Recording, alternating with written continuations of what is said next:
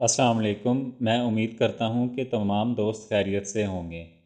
آج میں آپ کو ایک ہربل سیرپ کے متعلق معلومات فراہم کروں گا جو کہ اپنے نتائج کے اعتبار سے بہت اچھا شربت ہے۔ اس شربت کو 2 ادویات سے تیار کیا گیا ہے جو کہ کیوبیبا آفیسینلس اور ایکسیپینٹ ہیں۔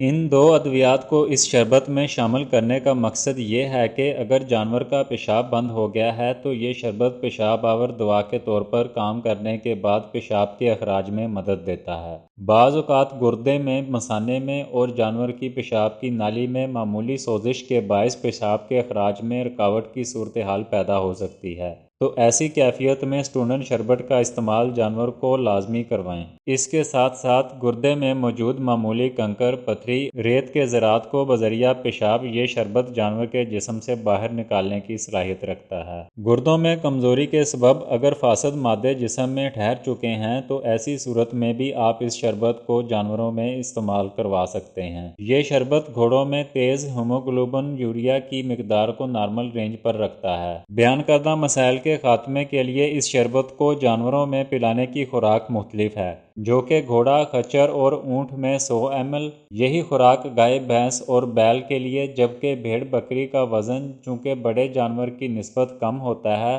لہٰذا ان میں 25 ml دوا کو صبح اور شام کے اوقات میں پلائیں۔ اگر شربت پلانے کے 1 گھنٹے بعد بھی جانور پیشاب کے اخراج میں رکاوٹ کا شکار ہے تو آپ ویٹرنری ڈاکٹر کی زیر نگرانی یا مشورے سے ڈیوریٹک انجیکشن کا جانور میں استعمال کر سکتے ہیں۔